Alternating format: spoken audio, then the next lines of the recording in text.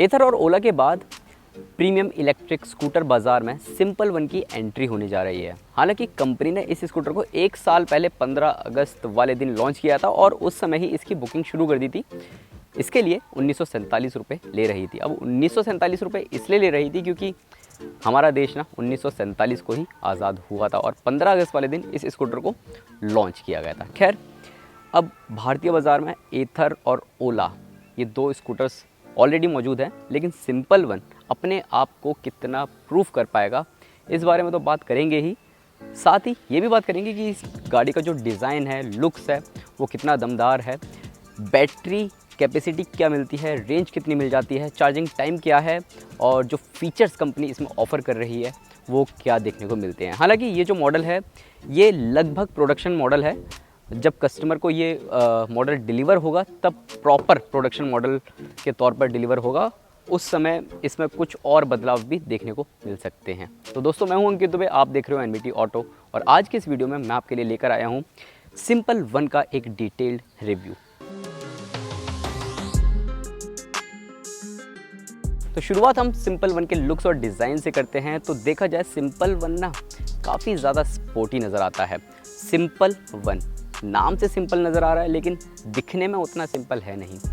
Youth को काफ़ी ज़्यादा पसंद आएगा इसका डिज़ाइन और ये जो डिज़ाइन है काफ़ी सारे एजेस के साथ आता है, काफ़ी सारे कर्व्स के साथ आता है। अगर आप फ्रंट से देखते हो तो काफ़ी बढ़िया लगता है। रोड प्रेजेंस इस स्कूटर की काफ़ी अच्छी है, आपकी आंखों को काफ़ी ज़्यादा भाता है। खासकर इसमें दिए गए एलईडी हेडलाइट्स, इंडिकेटर्स और साथ ही जो डीआरएल्स हैं वो आपको बहुत ज़्यादा खूबसूरत नज़र आएंगे। इतना ही नहीं, अगर आप नीचे की तरफ आते हैं तो जो पैनल्स वगैरह हैं वो भी बहुत ही अच्छी क्वालिटी वाले नज़र आएंगे और जो टायर साइज़ है वो आपको 12 इंच का मिल जाता है। फ्रंट में भी आपको डिस्क मिलता है और अगर आप साइड से स्कूटर को देखोगे तो वो भी काफ़ी ज़्यादा बढ़िया नज़र आएगा। व्हील बेस जो है ना वो देखा जाए तो ओला के मुकाबले कम है लेकिन एथर के मुकाबले ज़्यादा है और इसी वजह से अगर आप इस स्कूटर पर बैठेंगे तो आपको अच्छा खासा लेग रूम भी देखने को मिल जाएगा। साइड से भी काफ़ी ज़्यादा तेज़ तर्रार ये स्कूटर नज़र आता है और अगर आप रेयर में देखते हो तो वहाँ पर भी स्कूटर काफ़ी अच्छा मॉडर्न और प्रीमियम नज़र आता है। टेल लाइट्स का जो डिज़ाइन है एरो वाला वो बहुत ही ज़बरदस्त है और अगर आप नीचे की तरफ देखते हो तो प्रॉपर एक स्पोर्टी जो स्कूटर होता है ना वैसा वाला फील देता हुआ नज़र आएगा। खैर, ये तो हो गई लुक्स की बात और अगर हम फीचर्स और कनेक्टिविटी की बात करें तो इसमें आपको 7 इंच का इंफोटेनमेंट सिस्टम मिल जाता है और इस इंफोटेनमेंट सिस्टम के साथ कई सारे कनेक्टिंग फीचर्स भी देखने को मिल जाते हैं। अब ये जो इंफोटेनमेंट सिस्टम है इसका टच एंड सेंस तो काफ़ी ज़्यादा बढ़िया है। ओला और एथर में भी आपने सेम इसी तरीके का इंफोटेनमेंट सिस्टम देखा होगा और इस इंफोटेनमेंट सिस्टम में अब आपको फ्रंट और रियर का जो टायर प्रेशर मॉनिटरिंग सिस्टम है वो भी देखने को मिल जाता है, जो कि मुझे लगता है काफ़ी ज़्यादा बढ़िया है एक इलेक्ट्रिक 2 व्हीलर के तौर पर। अक्सर हम इस तरीके का फीचर अभी तक गाड़ियों में ही देख रहे थे। इसके अलावा कई सारी चीज़ें आपको देखने को मिल जाती हैं अगर आप इस इंफोटेनमेंट सिस्टम में देखोगे व्हीकल से रिलेटेड और साथ ही अभी फ़िलहाल ये बीटा वर्जन में है तो आप बहुत सारी चीज़ें एक्सेस नहीं कर पाएंगे, लेकिन जब ये प्रोडक्शन मॉडल में होगा, जब कस्टमर को डिलीवर किया जाएगा तब इस इंफोटेनमेंट सिस्टम के साथ आप ऐप को भी कनेक्ट कर सकते हैं और कई सारी जानकारियाँ हासिल कर सकते हैं। हालांकि जब स्कूटर चला रहे होते हैं तो तेज़ धूप में जो ब्राइटनेस है वो आपको उतनी प्रॉपर देखने को नहीं मिलती है। वहाँ पर मुझे लगता है कि थोड़ा सा सुधार कंपनी को करने की ज़रूरत है इस इंफोटेनमेंट सिस्टम के ब्राइटनेस को लेकर। हालांकि जो रिजोल्यूशन वगैरह है वो तो प्रॉपर बढ़िया आपको देखने को मिल जाता है। डैशबोर्ड और स्विचेस की बात करते हैं तो ये भी काफ़ी ज़्यादा प्रीमियम नज़र आता है और डैशबोर्ड पर अगर आप देखोगे तो वहाँ पर भी आपको काफ़ी सारे कर्व्स दिखाई देंगे, यानी कि ऊपर से भी आपको ये स्पोर्टी नज़र आएगा और जो स्विचेस है ना वो काफ़ी बड़े बड़े दिखाई देंगे और वो बहुत ही ज़बरदस्त लगते हैं। इनफैक्ट ईजी टू यूज़ हैं। जब आप स्कूटर को राइड कर रहे होंगे तो उन्हें इस्तेमाल करने में काफ़ी आसानी होती है। ओला की तरह आपको कोई भी ग्लव बॉक्स या छोटे छोटे पॉकेट्स हैं वो देखने को नहीं मिलते हैं, जो कि मुझे लगता है कंपनी को देने की ज़रूरत थी। बड़ा सा आपको स्टोरेज स्पेस तो इसमें देखने को मिल जाता है, 30 लीटर का है। ओला जितना ज़्यादा तो नहीं है लेकिन एथर से ज़्यादा आपको इसमें मिल जाता है और आगे की तरफ कोई भी स्टोरेज स्पेस देखने को नहीं मिलता है, जो कि मुझे लगता है कंपनी को इसमें देना चाहिए था। और जो की स्विच है वो भी बहुत सिंपल सा है। जब पूरा स्कूटर इतना स्टाइलिश और प्रीमियम बनाया है तो उसे भी थोड़ा सा प्रीमियम करने की कंपनी को ज़रूरत थी। वजन की बात करें तो इस स्कूटर का वजन 115 किलोग्राम है, जबकि ओला S1 Pro का वजन 125 किलोग्राम देखने को मिल जाता है और एथर का 108 किलोग्राम के आसपास वजन देखने को मिल जाता है। तो वजन एथर से ज़्यादा है, ओला से कम है। और अगर हम सीट हाइट की बात करें, जो कि सबसे मेन मुद्दा होता है खासकर लड़कियों को लेकर, तो सीट हाइट 775 mm है, जो कि ओला और एथर दोनों से ही कम है। यानी कि शॉर्ट हाइट वाले जो लोग हैं या लड़कियां हैं वो भी इसे ईजिली चला सकती हैं। नहीं, ग्राउंड क्लियरेंस की अगर हम बात करें तो ओला S1 Pro और एथर 450X से ज़्यादा इसमें ग्राउंड क्लियरेंस देखने को मिल जाता है। 170 mm का इसमें ग्राउंड क्लियरेंस देखने को मिल जाता है। सिंपल एनर्जी में आपको अंडर सीट स्टोरेज तो काफ़ी अच्छा खासा मिल जाता है। फुल फेस हेलमेट आप इसमें रख सकते हैं।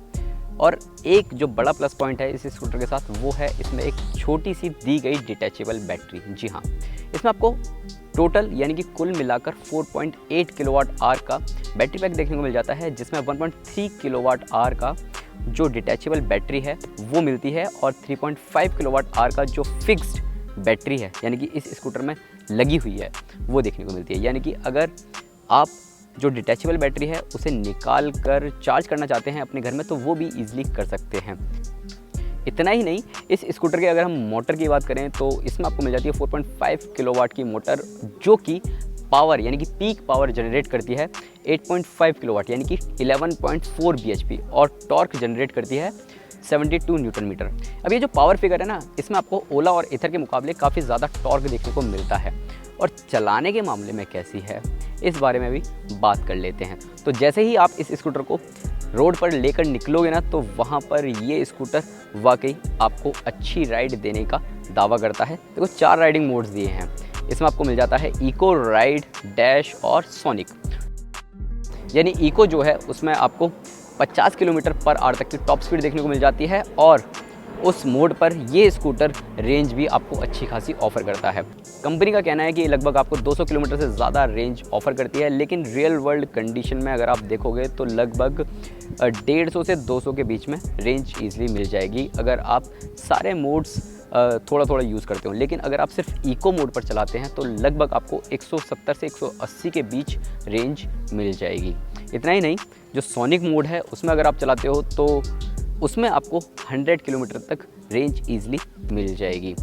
ये तो हो गई रेंज की बात। अब करते हैं एक्सेलरेशन की बात। तो 0 to 40 ये पकड़ती है 2.77 सेकंड्स में, यानी कि सेगमेंट में सबसे तेज़, और टॉप स्पीड इसकी है 105 किलोमीटर पर आवर।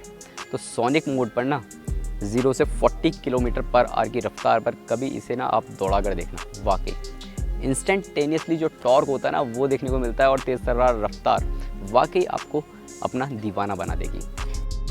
देखो सिंपल एनर्जी का जो ट्रैक बना हुआ था वहाँ पर हमने इस स्कूटर को चलाया, बहुत ज़्यादा तो नहीं चला पाए, इसलिए बारीकी से इस स्कूटर की राइड क्वालिटी नहीं समझ पाए, क्योंकि वहाँ पर ना तो गड्ढे वगैरह थे ना ही बम्प्स वगैरह थे। तो इस वजह से सस्पेंशंस कितने दमदार हैं इस बारे में तो नहीं कुछ कह सकते, लेकिन हाँ रियर जो सस्पेंशन है वो वाकई बहुत ज़बरदस्त है।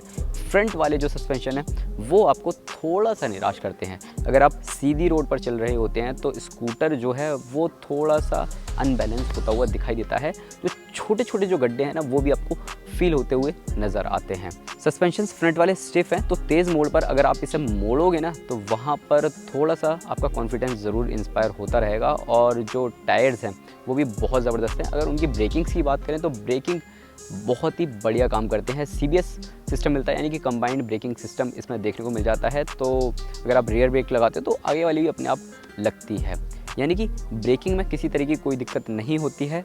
तेज़ मोड़ पर इसे मोड़ते हो तो वहाँ पर भी कोई दिक्कत नहीं होती है। लेकिन हाँ, अगर कम रफ्तार में इसे U-टर्न ले रहे होते हो तो वहाँ पर भी कोई दिक्कत नहीं होती है, क्योंकि इस गाड़ी की जो मैन्यूवरेबिलिटी है ना वो भी बहुत ज़बरदस्त है। हल्का है और मोड़ने के दौरान आपको किसी तरीके की कोई दिक्कत नहीं देता है। इतना ही नहीं, पिलियन को बिठाकर भी हमने इस स्कूटर की राइड की तो वहाँ पर भी किसी तरह की कोई समस्या देखने को नहीं मिली है। टॉर्क में भी कोई कमी देखने को नहीं मिली है और पीछे जो व्यक्ति मेरे साथ बैठा हुआ था उसे भी किसी तरह की कोई दिक्कत नहीं हुई है आराम को लेकर। सीट्स बहुत कंफर्टेबल है, यानी कि अगर आप लंबी दूरी की यात्रा पर जा रहे हैं तो वहाँ पर भी किसी तरह की कोई दिक्कत नहीं होती है। आप निराश बिल्कुल भी नहीं होते हैं। काफ़ी आरामदायक अवस्था में आप इस स्कूटर को चलाते हैं। देखो जितना भी हमने इस स्कूटर को चलाया उस हिसाब से राइड क्वालिटी मैंने आपको समझा दी, परफॉर्मेंस के बारे में आपको बता दिया, राइडिंग मोड्स के बारे में बता दिया, फीचर्स के बारे में बता दिया। लेकिन जब भी ये स्कूटर हमारे पास रोड टेस्ट रिव्यू के लिए आएगा ना 2-3 दिन के लिए, तब हम आपको बेहतर इस स्कूटर का रिव्यू दे पाएंगे। फ़िलहाल अब बात कर लेते हैं चार्जिंग टाइम को लेकर। तो चार्जिंग टाइम जैसा कि कंपनी क्लेम कर रही है, फिलहाल हमने अभी चेक नहीं किया है, कंपनी ने क्लेम किया है कि 750 वॉट के ज़रिए अगर आप इस स्कूटर को चार्ज करते हैं तो लगभग 4 घंटे में ये स्कूटर चार्ज हो जाएगा। और वहीं आप अगर 1.5 किलोवाट के चार्जर से चार्ज कर रहे हैं तो लगभग 2 घंटे में चार्ज हो जाएगा। अब 1.5 किलोवाट का चार्जर अगर आप लेना चाहते हैं, कंपनी इसके लिए अतिरिक्त 15,500 रुपये का अमाउंट ले रही है। तो ऐसे में कंपनी के मुताबिक 2.5 किलोमीटर 1 मिनट में आप रेंज हासिल कर सकते हैं उस फास्ट चार्जर के ज़रिए। अब बात करते हैं सिंपल वन की कीमत की।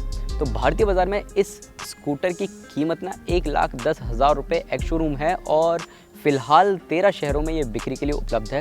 और जो कीमत है ना वो एक्सक्लूडिंग स्टेट सब्सिडी है, यानी कि जिस राज्य में जितनी सब्सिडी ज़्यादा मिलेगी उतनी ज़्यादा कीमत इस स्कूटर की कम हो जाएगी। खैर, जब इस स्कूटर को लॉन्च किया गया था ना, तब से अब तक इस स्कूटर की 60,000 से ज़्यादा बुकिंग्स मिल चुकी हैं और इस स्कूटर की जो कस्टमर राइड है वो आने वाले हफ्तों में शुरू हो जाएगी और डिलीवरी सितंबर महीने से मिलने लगेगी।